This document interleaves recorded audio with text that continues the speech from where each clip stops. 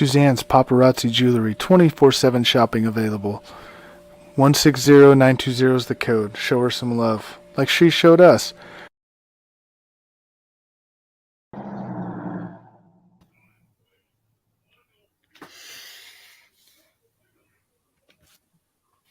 There we are. Welcome, everybody, to the Coast to Coast Entertainment Network. I am Ace, and tonight you're watching another episode of Tuesday Night Mania. Tonight we have a good group for you. We'll go ahead and start over here on on my right side here. So go ahead and go with Mr. Big B. How are you doing tonight, my man? Hey, doing good. Just finished up on deck. Just got done earlier today. Played my first round of golf of the year, and now I'm ready to sit and talk with my guys on some wrestling. All right, and then of course he's here. It's been a while, but he decided to hop on tonight. Mr. Mess Around Dave, how are you doing tonight? I'm good. Just got off work a couple hours ago. I'm looking forward to joining you guys for some wrestling talk. All right, and then of course Will from TRC. How are you doing tonight, my man? Doing great, man. How are you? Hell of a night. Always a great night. I'm sharing us out right now to everywhere we need to be, but looking forward to talking some wrestling. I love it. All right. And Joe, how are you doing tonight, my man? I'm doing good tonight, other than the fact that I got to follow Will tonight. For some reason, I'm on the other side of him, man. And my promo picture had like a full hair, normal beard, and now I'm looking. I got so much gray in my beard, man. That's horrible. I feel old, but other than that, I'm good. You're telling me. You're telling me. Jeez, I know, man. I like a beard out lately, and I'm like, oh man, I got too much gray in there. All right. Well, tonight we have some great topics for you. Number one, I just wanted to start out with this one because there was a lot of like 50-50 debates going on whether, it was the right move, whether it was the wrong move. So, we have to go ahead and start with that quick match of CM Punk and Moxley, the squash match that they came out and said that, they wanted Moxley to beat Punk in a quick match because then CM Punk can turn around and beat him and make it look better, I guess, is what the overall words were. So I don't know. I don't know if I technically agree with that. But Big B, I'm going to go ahead and I'm going to start out with you. What is your thoughts on the way they did this? I don't think it was right to have Moxley beat him in a squash match. I mean, I think those two could put on a pretty decent match. But if they want to book it this way, we'll see how it turns out. But I think it was the wrong move.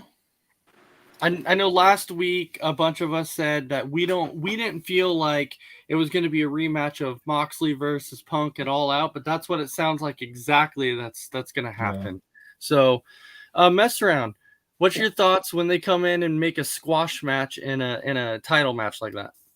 How are you going to make a squash match between two guys like this of their caliber? The biggest names in AEW, you're going to have a squash match, really? How does that make sense? All right, so we have two people here who are saying that they don't like the decision. I didn't necessarily like it myself. To me, I didn't really see a good reason behind it. It's going to be interesting to see what they come up with. But Will, what is your thoughts on this squash match? So if it's a work, then it's a piss poor work because there's no need for them to do that. If they were going to do that, then turn Moxley full heel. Let him smack him with a chair. Let him, use a foreign object, whatever, squash him that way. Otherwise, what's the point in buying the pay-per-view?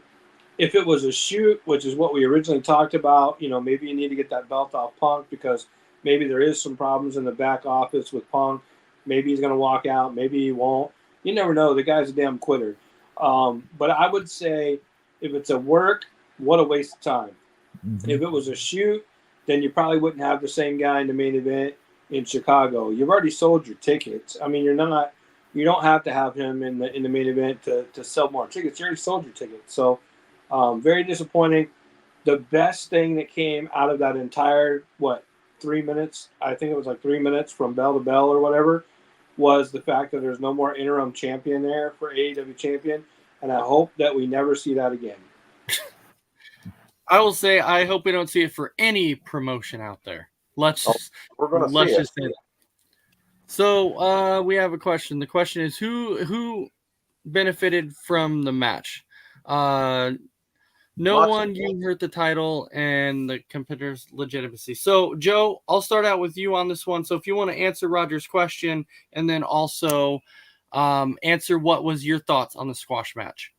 Well, we're definitely going to get another interim champion with possibly Toni Storm winning the women's championship. That's going to happen, regardless whether it's her or Baker. Moxley came out looking like a phenomenal star, which is what he is in general. So he came out legitimately looking like a bigger badass than what he is. I thought the match was what it was. I mean, if you look at it from a promoter standpoint, he got eyes on his product. He's got viewership. Now people want to tune in more to see exactly what happens next. If you watched Rampage, which I did, I breezed through it. They had a thing with Punk on there, and all it said was like this time he didn't feel any pain with the foot like he did last time. So they can still build that up more, but I just think it gets back to maybe we get a full-fledged Punk heel turn and he gets the championship back, which I think will be crazy unless there's some other storyline going along with that, or we see the reemergence of MJF. But I thought the match obviously it wasn't one of their better ones, but if you're looking at it from those perspectives, then Tony Khan did exactly what he wanted to do. He got eyes and ears and people talking about it. I was a little confused as to which foot or ankle or shin or whatever it was injured, because it seemed to me like he was holding one, then he was holding the other. I mean, I wasn't real sure about that, so I'm not sure if he made an error there or. I believe the left one is actually surgically repaired one, and he kicked with the right, which technically, if they should have reversed that, made the right one be the injury one because he was holding that more than he was the left one, and the left one was supposed to be the repaired one. So somebody got their communication all the way around. No, I get exactly what you're saying. But when it comes and tail to it, like for me personally, I saw that video. And so when I saw that video, I was sitting there being like, okay, but he kicked with the one and then he kind of held the other. And so I was sitting there going, was he trying to sell that his foot got hurt? Or was it indeed like, okay, he actually kicked and he did indeed get hurt again and he felt pain? So he's a horrible that's actor. where I was confused about the most. So, but either way, Moxley should have won it. Moxley should definitely win in Chicago because no one is predicting that Moxley is going to win that match in Chicago. Can you imagine in that? I think it's Allstate Arena, right? The Now Arena, so it's the Air Center. What? It's what? The Air Center? It's the Now Arena, which is the Sears Center, Okay. the smaller one. So can you imagine either way, CM Punk loses in Chicago to Moxley? They're going to have to rush Moxley out of there like they did Shawn at Survivor Series 97. Yeah. You know? Well, But what the whole point of All Out was, for this pay-per-view coming up, is because Moxley was supposed to lose it and he wanted to get a victory over it, but I'm not so sure, you know? I would like to see Moxley win it and Punk lose in Chicago. I think that's the right thing to do, and you keep it on Moxley. You know, if it's really got some shoot to it, I would say that's what you do because you don't want to put that belt back on Punk. And I thought Punk's whole thing was all about building younger guys and promoting newer champions and all that, and that's why he came back. And all of a sudden, you know, he's got the belt, and then he's out, and you know, I can't recall ever really having an interim champion any time in the past 35, 40 years. So I don't understand that at all, but it doesn't look like he was promoting younger guys when he wanted to hold the belt and then wanted to have an interim champion and all that. That's a mess. So, but we're spending way too much time talking about AEW as always. Right. No, I definitely agree with you. That's why I said it was supposed to be a quick recap, and it kind of turned into something else. But that's typically what happens. We get in a conversation and we keep going and going and going. But let's go ahead and jump into our next one. I kind of wanted to do something fun, something we haven't done for a while. You know, if you had a promotion, if you were to start a promotion yourself, and you could take any 5 male wrestlers out there, and then you look at the women's side, and you could take any 5 women wrestlers out there to start a promotion, which 5 would you take? So, Big B, I'll start with you. Which 5 and 5? All right. 5 males. I would go with MJF, Moxley, Reigns, Karrion Cross. That's 4. And I'd probably go Adam Cole. I think those would be the 5 guys I would take. My ladies, Britt Baker, Flair, Becky Lynch, Bliss, and Belair.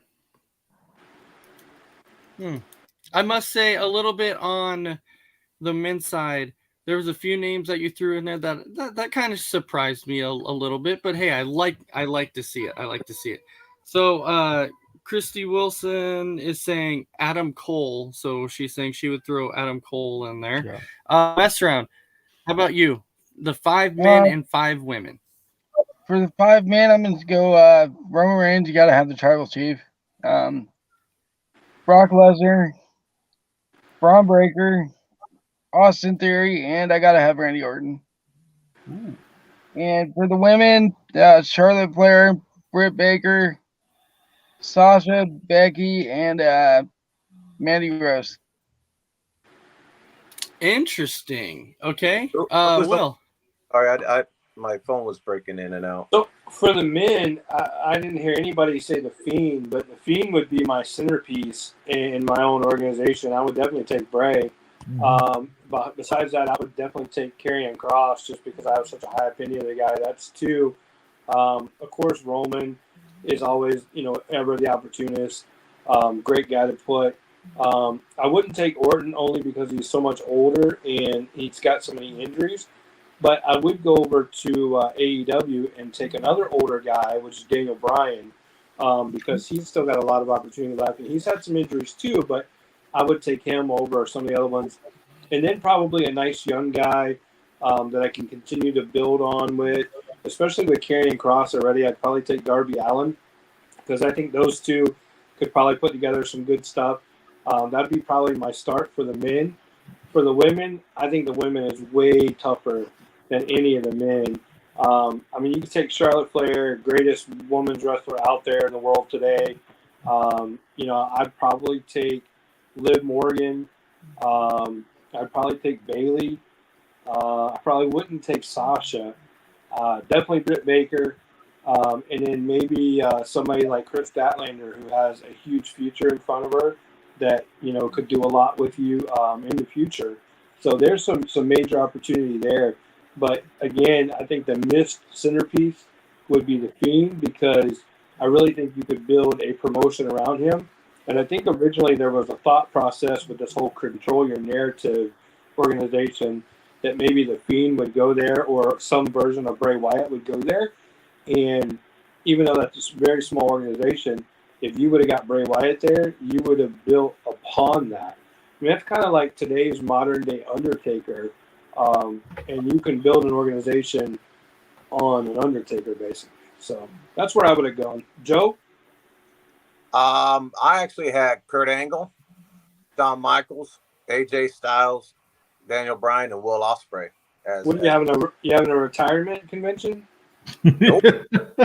But Will Ospreay, let me tell you something, man. Will Ospreay's had more 5-star matches 1 month than your 3 guys have in their whole entire career. All right, so Kurt Angle has a broken friggin' neck and is retired. Shawn Michaels has sold in 20 years. I'm all about making money, buddy. Mess around already went broke getting Brock on his. My women had Charlotte, Tony, Storm, Britt Baker, Alexa Bliss, and Trish Stratus. Actually, I'm surprised you didn't pick Mae Young as one of your women.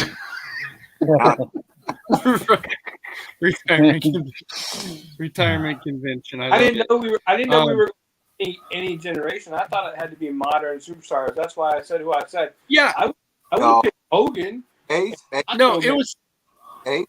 anybody. Yeah. I guess if you went that route, Joe, that's fine. If you went that route, that's okay. Well, I mean, in that case, I'm taking Yokozuna. Oh, it's all right. Let's done and over with. Down it goes. All right. Roger Cooper says he would have took Cross, Moxley, Ospreay, Jay White, and Nick Allison for males. For females, he would have took Britt Baker, Camille. Camille's a good one. None of us picked. Rhea Ripley's another great one. Asuka and Thunder Rosa, I would have left off because Thunder Rosa's got too many problems. I think. Yeah. I think she's just about done, man. She's got issues. You guys read the story. You guys read the story about her hiding in the bathroom stall because she was afraid what's her name was going to beat her up over the broken nose. Yeah. No, I did not see that. Yeah. Go ahead, Ace. So Christy also says for the men, she has Mox, Adam Cole, Rollins, Cross, and Darby. And then the women, Becky, Sasha, Liv, Bianca, and Toni Storm. So for me personally, when I thought about this, yes, I did stick with the modern side of things. So on the modern side, except for Yeah, Joe, he's digging up corpses. so My guys are still alive, man. AJ Styles is still kicking, brother. when we talk, Brian's with all of his banged up body parts, so there you go. all right. So when we talked about the promotional side, I did pick Seth Rollins. I would love to start and put Rollins as in my top 5. He's definitely in my fave 5. I like him. I would go Seth Rollins. I would probably also I would go to Impact side here for just a minute, and I would actually pull away Josh Alexander, and I would throw him in my top 5 also. I think Josh Alexander is a very underrated guy that people don't talk about enough, and I think Josh Alexander deserves a lot more credit than what he actually gets. With that, I would probably also go with, and this guy's also been one of my favorite for a long time, I would also go with Kevin Owens. I would definitely throw him in my top 5 also. Looking at maybe the AEW side, I would also go with Bryan Danielson. So there you go, Will. I'm taking one of yours on the AEW side. And then, of course, you have to go with your tribal chief, Roman Reigns, the needle mover, because he's just that guy. And then on the female side, I know people are going to hate me for it. I know they are, but I'm sorry. Just she's so talented. I have to go with it. And that's Charlotte Flair. I'm definitely going to throw her in my top 5. I have to go with her. Tessa Blanchard would be another one that I would definitely throw I my forgot all top about 5. her. Asuka would definitely be another one I would put in there. Very, very talented. When she wrestles, it's awesome to see. Britt Baker, definitely another one I would take there. And then probably my last 2. It's kind of tough for me. I guess I'll throw in Rhea Ripley and Alexa Bliss. Those are my last 2 that I would take. So if I was building a promotion, that's who I would go with. But then we have, so all of our promotions were great, except you have Joe, who's out there basically doing all retirement matches. They're pretty cool. I don't know what the hell Joe's talking about. He's having everybody's last match in his arenas. But a real quick point, though. Stop, in the seat, baby. Money. A real quick point. You got Chief said we forgot Claudio, which is true. Cesaro, we forgot Claudio. And then Chief also mentioned Tessa Blanchard, which you brought up, which is good. Hey, also too, I want to tell a real quick story. So tonight during my live event over in TRC, we were talking about who the hottest female talent is right now in wrestling. The most attractive female talent. So And we're all naming off our different ones that we think are like smoking hot and all that stuff. And then Chief Thomas Glenn pops up in the comments and says May Young. And so, so for a second, I was like, I'm not sure where he's going with this. And then I was like, wait a minute. Chief has been around and watched this thing for like 60 years, right? So I was like, I think Chief means a young May Young. And then he clarified, yes, a young May Young. So, but it was really funny, and it caught everybody off guard. Like there was a pause, a silence. I was like, May Young, where's he going with this? You know. So, but in reality, a young May Young was gorgeous. Yeah, she was. I mean, so I got it after a couple seconds, but it took me a minute. I was like, not sure on that one. And who knows? I mean, the Chief probably had a chance at May Young back in the day too. I mean, He may have. I tell you what, you never know. So, but I want to make sure I got that in there and covered that. So it was pretty funny when it happened. If you were in the room when it happened, you were like, "What the hell is he talking about?" But then it made sense a couple seconds later. So Christy Wilson is saying mess around can tell you who the most beautiful women in pro wrestling are, because on Between the Ropes he constantly says who the most attractive women in wrestling are, and his newest crush is Dakota Kai. That is right. I don't see it mess around. I don't. There's nothing wrong with about Cora There's Jade. nothing wrong. I just don't. Yeah, I don't know. What about Tegan Knox? Whew, Yeah. she's impressive. He's there. All right. So going on to our next thing, I wanted to talk a little bit about Impact here, because we briefly had talked about it on other weeks, just the quick little recaps, and then we mentioned how they were doing good things, and they still are. And I feel like if people had the proper channel to watch Impact, that they would get more viewership. And if people did at least get to watch an episode, they would be like, wow, Impact really has some things going on. Like, they're very, very talented. So I'm looking at this part going, is it time maybe for Impact to kind of push that envelope and be like, you know what? Now it's time to go into bigger places and let's try and build bigger shows. So Will, I'll start out with you on this one. Do you feel like it's time? Thank you. So yeah, I feel like they should definitely try some bigger shows. They should try some bigger arenas. They've got some tremendous talent. Part of that, if you watch Ric Flair's last match, that event, there was a lot of Impact superstars in that overall card. And, they had the Impact World Championship there with, it was Josh Alexander and I can't think of his name, the Samoan guy. He's tremendous. What? I didn't understand, but he faced Josh Alexander there at that match, and the match was just tremendous. But I would highly recommend checking out Impact. Plus, you got PCO there. The guy's like 54, 55 years old, and the stuff that he's doing is just beyond incredible. The flips off the top and everything else is just absolutely phenomenal. So I would highly recommend checking it out. And any of those people that you have the opportunity to meet them, absolutely awesome people to meet. My biggest concern with Impact right now is the whole Mickie James thing, because I hate the thoughts of her going away because she's such a tremendous talent.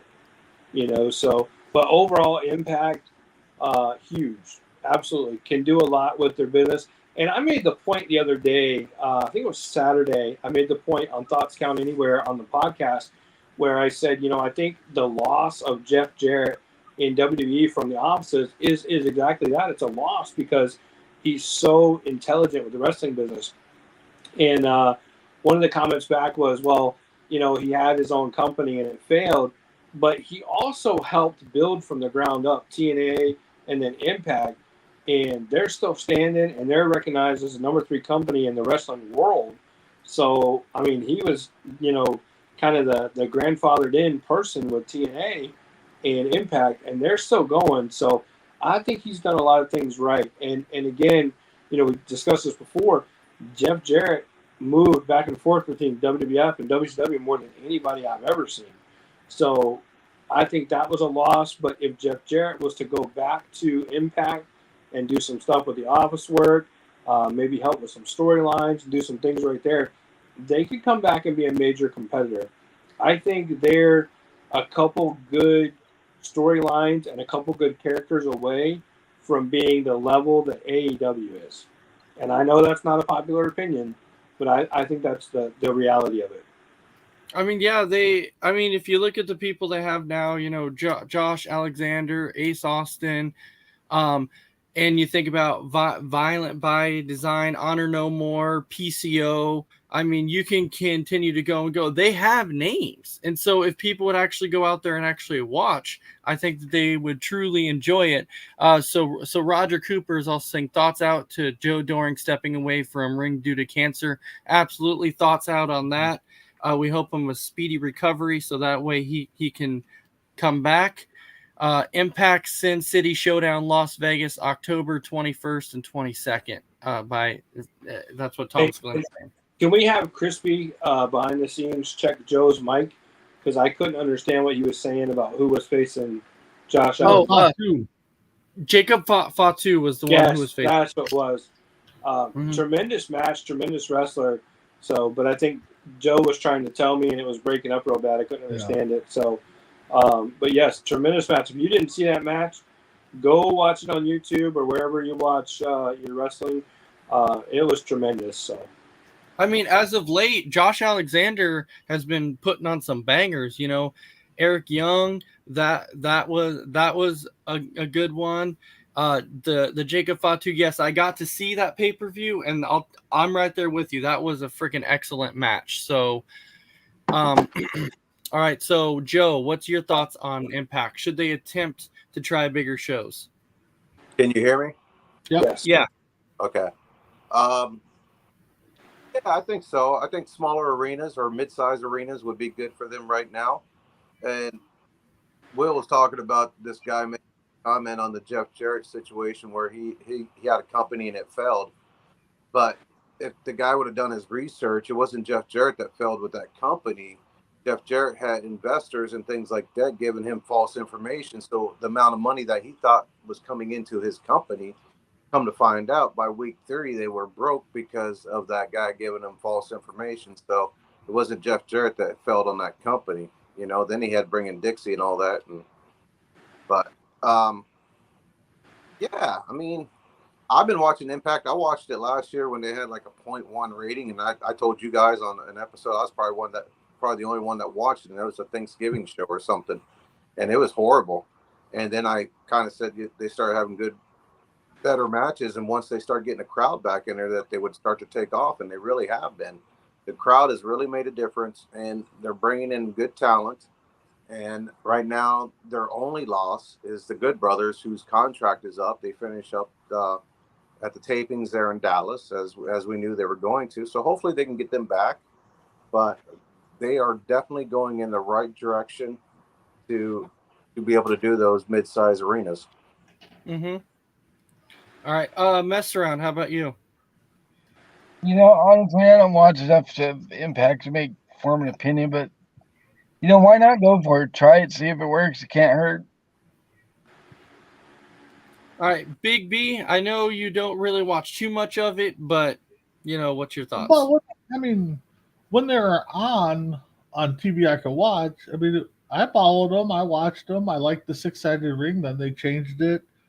And then they changed networks, and it seemed like monthly they were changing networks, so that was really hard for me to follow. But yeah, I mean, you got to take chances if you want to, have a business. I mean, Will has a business. If he didn't take chances, it probably wouldn't work out. So yeah, Impact. I mean, maybe they need to bring back an AJ Styles if his contract expires.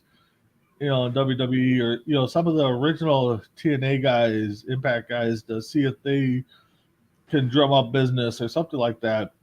But yeah, I definitely think they need to start thinking about. Can I tell you something that I thought was super cool, and I forgot to mention it during our last show, and this kind of goes along with what Big B's saying, even though it's a little bit of a different company. Mm-hmm. When we watched that Ric Flair's last match, did you guys realize how historical that arena was? I mean, that thing held some amazing events in the past. Did you guys realize that that's why they changed it to there. I mean, I know they changed it there to sell more tickets because they were going to have it at the fairgrounds, and those arenas at the fairgrounds were a lot smaller. But that Nashville Municipal Auditorium was incredible. You know, I mean, you talk about like Starrcade 94, 95, 96, stuff like that. Starrcade 96 was where, Roddy Piper and Hogan had their match, that match in, where Piper won and beat Hogan, and it wasn't for the belt. And so, I just wanted to throw that in there because we're kind of touching along the lines because a lot of those Impact guys were on that card in that building. But just being in that building alone, it was extremely historical. I just wanted to throw that out there. Yeah, no problem. But Flair and Steamboat fought for the. Yes. Yeah. Mm-hmm. And I think that going back to Impact for a second, I think another thing that killed them a little bit, not now, but towards like the middle of it all, was when they started bringing in all the old guys, guys who were definitely past their prime, because they were bringing them in because they're like, oh, they're big names, it'll help. But it didn't really help because it's like, okay, you have Hogan. I get Hogan's a big name, but really, what's he going to do? And then you bring in Steiner and you bring in Flair and you bring in, Kevin Nash, Scott Hall. You start bringing in all these other guys and you're like, well, they're names, but they're not. What the heck are they going to do? So they're not. I think one of the worst things they ever did, and y'all can criticize this, I'm cool with that, in TNA or Impact, whatever you want to call it, was that main event mafia. I thought that was so stupid that you would put all your main guys or main in one, in one group, and then have them face all these young guys and new guys and everything else. And their main opponents were like Samoa Joe, AJ Styles, and a lot of the newer guys. Why in the hell would you not have put Scotty Steiner with some of the newer guys instead of having him come out there and just totally diss the young guys and talk about how, I don't know if you guys ever watched those promos, but Scotty had a promo where he's out there with the main event mafia in the ring talking about they've had thousands of matches and they've sold out arenas and they've done this and they've done that, and blah, blah, blah. And, but you're trying to build your product for sustainability. And I talk about sustainability all the time. My guys over in TRC can tell you, you hear that word 2 or 3, 4 times a week from me is sustainability. And TNA didn't have that because they were busy pushing this idea of we need to keep going with these old guys. And yes, you do need to go with the old guys, but you need to do it in a different way because your future and your sustainability is in your new guys. Just like any business, if you open a cookie shop and you sell peanut butter cookies or chocolate chip cookies or whatever it may be, and you get the same 100 people in there every week, eventually a couple things are going to happen. Number one, people are going to move, people are going to die, people are going to stop eating cookies, whatever it may be. But if you're not getting new cookie eaters in your business, then you're not sustainable and you're going to go away, And I think that's where a lot of the big issues were. It was great to see Kevin Nash in TNA powerbombing people, and it was cool to see Hogan from time to time in TNA doing his Hulkamania thing. But at the end of the day, those guys all went away, and the company went into the garbage because no one wanted to watch it anymore because they wanted to watch it for those guys. And you didn't put enough time and energy into building the talent that was there into being the next Hogans and the next Booker T's and the next Jeff Jarrett's and all that stuff. Therefore, if you remember the end of 97, and I know I'm going backwards with this whole thing, but the end of 97 in WWF was like a really, really, really rough time for WWF because Brett was gone. Austin was injured. Shawn, he had the championship, but he didn't really have anybody to work with. I mean, he was working with like Ken Shamrock and working with Owen Hart, and he didn't really have another big name to draw with because even though Owen was great, he wasn't that big of a draw, especially at that time. Owen became much more popular. Again, I don't want this to sound terrible, but he became much more popular after he passed away. Yep. Because while Owen was alive, he was not nearly as popular in the WWF as people look back fondly and remember him, which they should fondly remember him. The guy was tremendous. He was great. But you got to remember, they also had him as, the enough's enough and it's time for a change guy. And then they couldn't figure out what to do with him. They make him the Blue Blazer, and they got him with the Nation of Domination. They got him all over. They didn't know what to do with the guy. They didn't know how to make him a star. They didn't know how to make him a star. They didn't know how to make Jeff Jarrett a star. They put him with Jeff Jarrett and Owen. They got tag team champions. Owen held every title there except for the big one. But they didn't know how to make him a star. And ultimately, of course, you had a tragic end. He's Blue Blazer, a tragic end. But people remember him very fondly like they should, but they couldn't make him a star. So anyway, that's the end of 97. The beginning of 98, the very first pay-per-view event, you got the Undertaker in the world title match, but they're already building him in a feud against Kane. So you got Shawn gets hurt. Shawn misses the February pay-per-view. Shawn's out.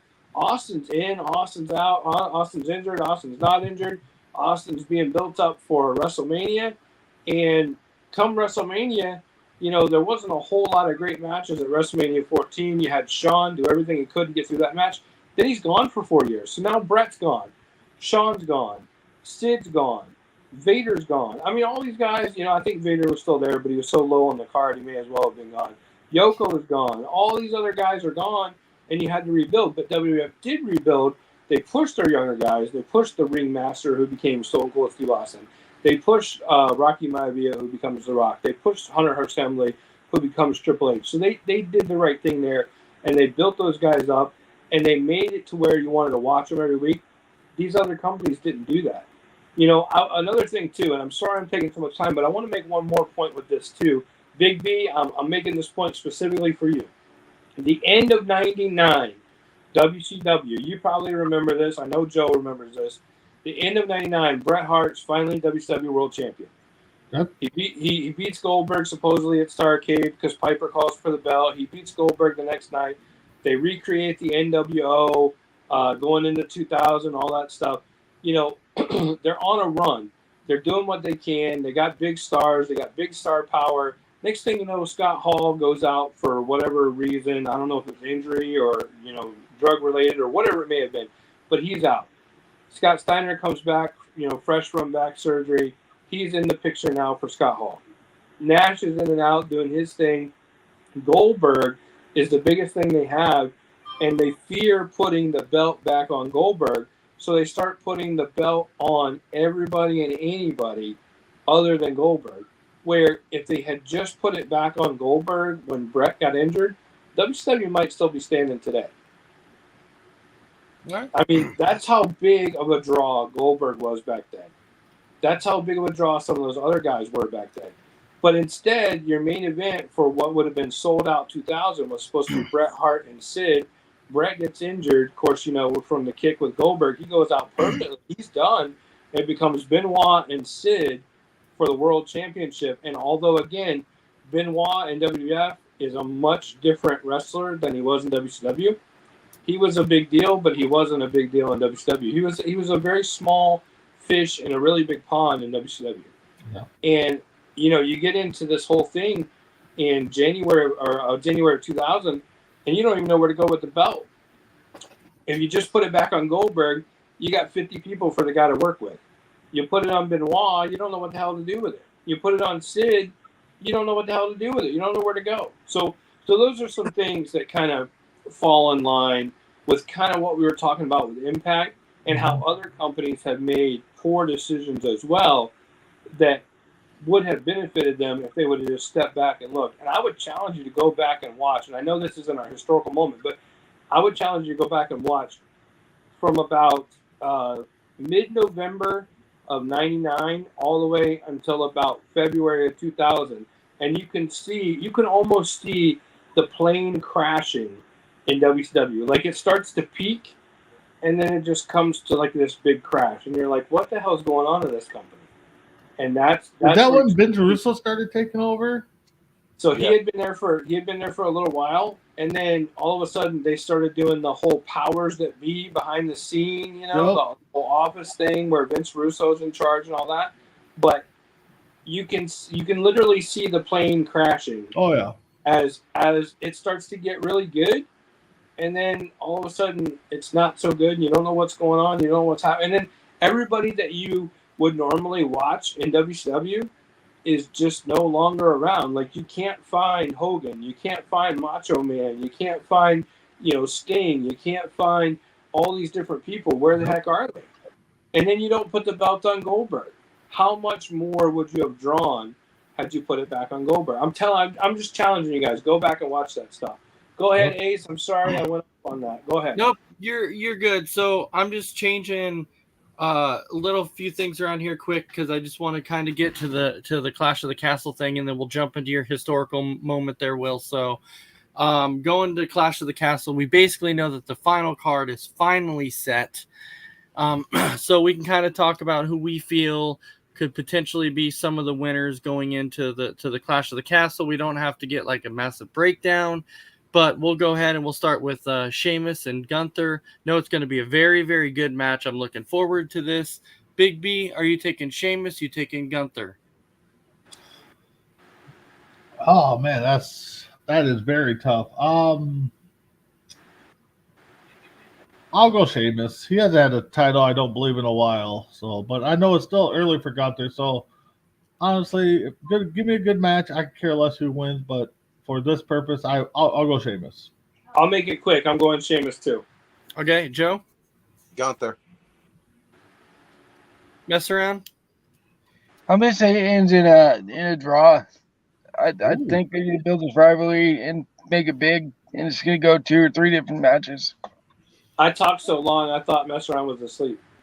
No. All right. And I'm going to go with, I think Gunther retains, but the rivalry will continue to go after Survivor Series. All right. The next one, Shayna Baszler and Big B. I'm going to go Baszler. Morgan. Okay, Joe? Morgan, she actually needs it, man. They're booking her like a Rey Mysterio, that pisses me off. Okay, Mess around. Lives my girl, but I'm gonna go with Shayna. And I'm taking Shayna also. I think she's gonna drop it. And I do agree, Morgan does need it, but what they did when Rey Mysterio was the world horrible. Yeah, Done nothing, and it sucks because she worked super hard. Well, I think Baszler wins, and then it sets up the rivalry with Rousey. All right. Then the next one we have Edge and Rey Mysterio versus Damian Priest and Finn Balor. Big B, who you taking? Judgment Day and Dominic Mysterio turns. All right, Will. Edge and Mysterio. Oh, all right, Joe. I'm going with Big B because that's exactly what I was thinking. I think the hill happens right then and there, finally.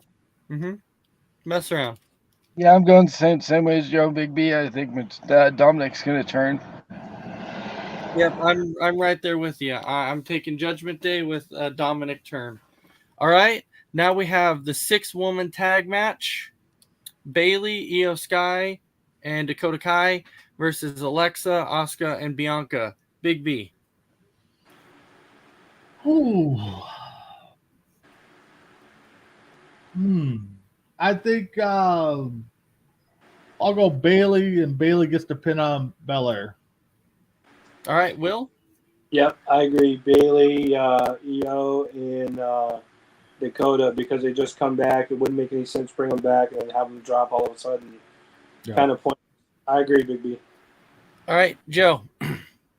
I agree with the thing, too, because I'll go a little further than that with Dakota Kai being illegally pinned for the past 2 times. This is kind of a redemption there. All right, Mess around.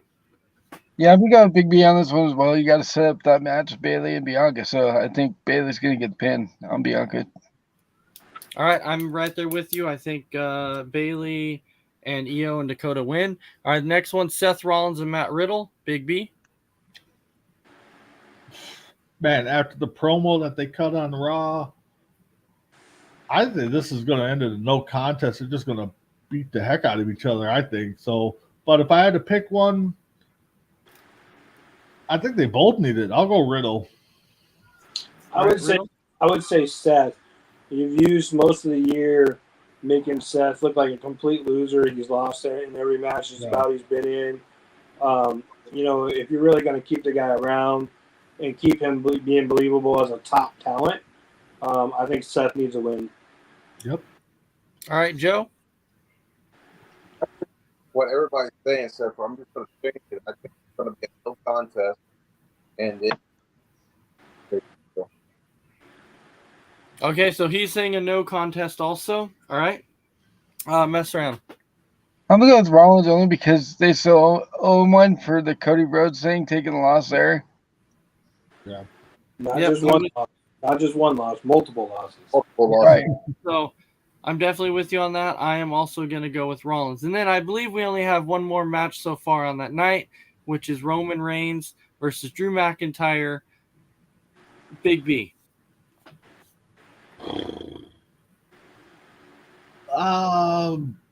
God, I think Roman wins, but I think somehow he drops it. I think Theory cashes in for one of the titles. I think. All right, Will? I don't dispute what Big B's saying at all, but I definitely think Roman wins. I'd go with Roman. And I don't usually get emotionally involved in wrestling matches because I've learned over the past 30 years not to do that. But I would be pretty upset to see Drew take that belt off Roman after he just hit his 2 years and everything else, and they've done so much with him. I think it'd be a major disappointment. You can just as easily have Theory cash in, take one of those belts, pull some sort of BS behind the scenes or whatever, and then have Drew go out there and kick Theory in the face and take the belt, or Cross or whatever. But I don't think you put Roman down. Which I'm right on board there with you, Will, which is I'm saying, so let's say Bray Wyatt actually signed, right? So this could be a great time to where Reigns wins, but Bray Wyatt returns, gives him a sister Abigail or whatever, takes him out, and then Theory comes down, cashes in, and then takes the belt. Can I add one more part to that? Yeah. Not only does Bray return and does that to Roman, but Bray returns with a variation of the Wyatt family, because you already have the bloodline with the Usos, Sammy, and Roman. You can't just have one Fiend go against all those guys, but you can definitely have Bray come back with a Wyatt family of some variation, and all of a sudden you got a major player, a major contender, and you've got something people want to see. So I totally agree with that, but I think I would take it just that little step farther. Well, from what I read, they were interested in bringing back Strowman, so you could definitely see him return with Wyatt also. And where's Rowan? Because I think he's working bingo halls, so I'm sure he's free. Right. Now, quick question before we get to Joe: did Roman Reigns come back and interfere in Yeah. the Fiend's match? Okay. Yeah. In the match between Braun and the Fiend. That's the match. Okay. SummerSlam 2000, and then 1 week later, it was Braun and Fiend for the Universal title, and Reigns didn't sign the contract until both of them had the hell beat out of him in the middle of the ring. He signed the contract on the ramp with Heyman, runs in and wins the Universal title, and then runs out of there, and he's been Universal Champion ever since. So it would only make sense to have Braun and Bray and maybe Rowan, hell, maybe even Alexa. I don't know. Some variation of the Wyatt family. Whether or not you get the Fiend, I don't know. But, I think you see some sort of variation. Chief comments, Reigns will not break Bruno's records. He will have to lose sometime. I agree with that. He's not going to break Bruno's record. I totally agree with that. But it's broken every modern day record. Mm-hmm. All right, Joe, who are you taking? For me, because it's almost like watching Goldberg on that.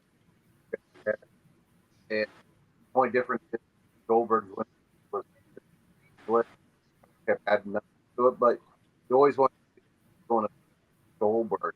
That's what WWE. Yeah, he's cutting in and out. Yeah, he is. And Roman here, it's like, where's the end game at? I don't think Drew is the guy to beat Roman. I don't. I think they do need to get the title off him, but it's not going to be Drew taking it. No. I agree. All right. Mess around. I want to say Drew only because he didn't get his big moment when he won the title at WrestleMania, because it was during the pandemic and the whole whatever it was then. But I'm with you guys. I think Bray comes back in some fashion, and maybe Theory cashes in, gets one of the belts. I don't know, but we'll see what happens. All right, so we have everybody's predictions for the Clash of the Castle. Now we're down to our final topic, and I know, Will, we're going into historical moments, and I know you really like to talk about this. We have about 10 minutes left, so try and keep it around there, my man. I'm gonna make it super fast, so I can tell you that on the screen the dates are wrong. It's 88, 89. Yeah, we did those last week, so it's actually 88 and 89. So I'm gonna try to make them super fast. So SummerSlam 88, brand new event. You didn't have, the SummerSlam prior to that. You had WrestleMania, and you had the Survivor Series, and then that year, 1988, was the first year you had the Royal Rumble, and it wasn't even a pay-per-view event. It was on USA Network as like a Clash of the Champions type of event. So SummerSlam is a whole new idea. It's a way for them to get a huge event during the summer. And it really was back then when you had those events, it was like every single event was like WrestleMania because you just didn't have it. It wasn't like it is now where there's a different pay-per-view every single month, So SummerSlam 88, some of the highlights, since we kind of cut short on time, that I want to talk about, one of the big highlights from that, Honky Tonk Man, considers himself the greatest Intercontinental Champion of all time. He's running around with that belt. He's willing to take on any challengers. And, there's some storyline things that happened where it was supposed to be somebody else to beat the Honky Tonk Man at SummerSlam 88 for the Intercontinental title. I believe it was Brutus that was supposed to beat him, but then Brutus was out and some things happened. So it becomes the Ultimate Warrior. They put the IC belt on the Warrior within, a record time. Warrior comes out there, beats Honky, goes to the back. He's new Intercontinental Champion. And it just lights the rocket boosters under the Ultimate Warrior and really propels him to being a main event guy in something that I don't think a lot of people saw coming. He was a big deal. He was a fan favorite, but nothing like he was once he won that Intercontinental title. He really peaked in his career as the Intercontinental Champion because by the time he won the WWF title off of Hogan at WrestleMania, a lot of the matches that he had, defending that WWF title, he had already had when he was Intercontinental Champion and everything else. So he really hits his peak. He hits his stride. He becomes a household name, becomes a major player, and is literally looked at by almost everybody as an equivalent to Hulk Hogan once he wins that Intercontinental title. I know that sounds crazy. Go back and watch SummerSlam 88. You'll see exactly what I'm talking about. Some of the other tremendous matches on there, the card is really stacked. But you get to the main event. It takes place. It's in Madison Square Garden. Back then, WWF loved to stay up in that northeast corner and do these big events. Your attendance is somewhere around 20,000 people. Your main event is the Mega Bucks, which is Andre the Giant, the $1 Million Man Ted DiBiase, against the Mega Powers, the big friendship united between Hulk Hogan and Macho Man Randy Savage. Macho Man had just won the WWF title at WrestleMania 4 thanks to Hulk Hogan's help. So huge main event, and ultimately, just my opinion, the main event at SummerSlam 88 is a much better main event than the main event at WrestleMania 4. And you got Jesse Ventura as the guest referee. Huge match, huge card. I could go into so much detail on all the different matches that they had there, but you got to go back and watch. You got to check it out. Fast forwarding a full year to SummerSlam 89. Again, all the matches running up to the main event. Tremendous matches, excellent card. You'll notice even on commentary at SummerSlam 89, you'll hear a familiar NWA or WCW familiar voice on commentary. A lot of people don't know, but Tony Schiavone was actually in the WF for a short time, and he was a commentator over there.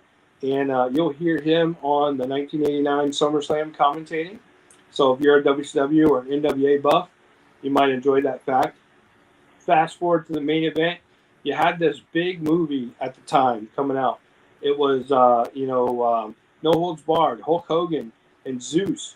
And you had Zeus, basically, the movie comes to life and it comes to the wrestling world. And Zeus is standing out at ringside and stopping Hogan from getting to his matches. And he's beating up Hogan and supposedly breaking his neck and doing all this stuff. And, Hogan has to find a partner because the Macho Man or Macho King loses the WWF title to Hogan at WrestleMania 5 in Atlantic City, Trump Plaza, Atlantic City, New Jersey.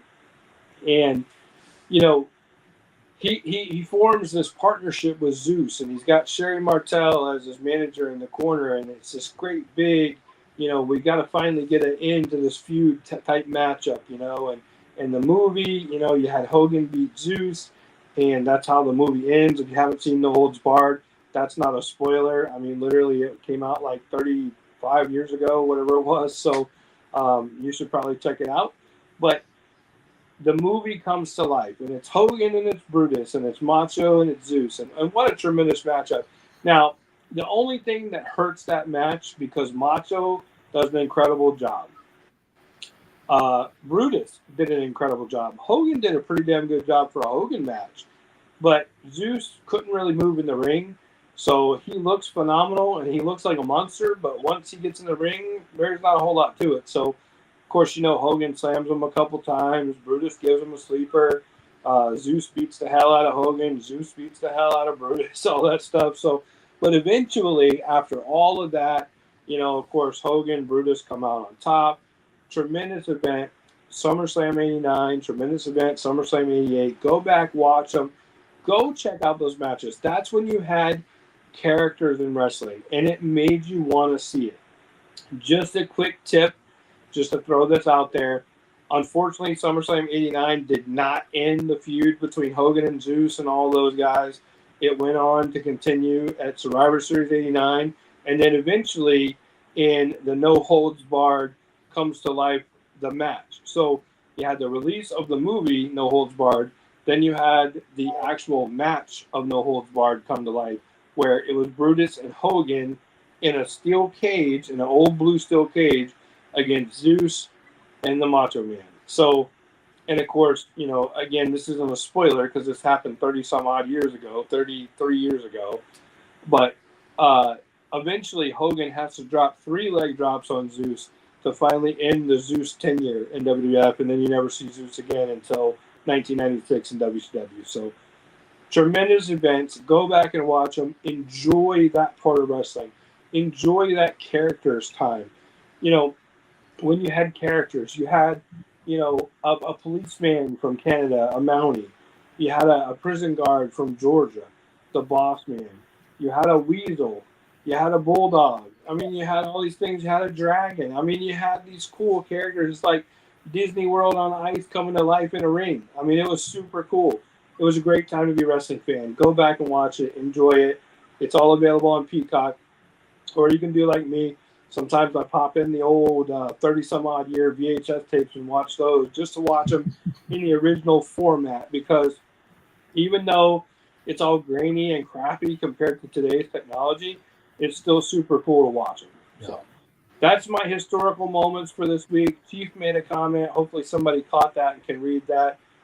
Great stuff. Thanks, guys. Yeah, no problem. So we're at that point now. We're almost out of time here. So Will gave our historical moment. I know, Joe, you're kind of having a little bit of technical stuff tonight. You're kind of in and out for us. So we'll kind of go around and kind of give our final thoughts here. So Big B, any final thoughts for you? No, and thanks for everybody joining, watching, commenting. Thomas Glenn, Cooper, Burnett was on there. If I miss somebody, don't mean to, but just want to thank definitely enjoy doing the show.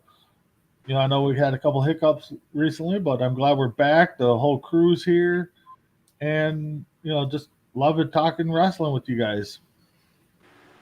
All right, Joe. No, man, tonight was awesome.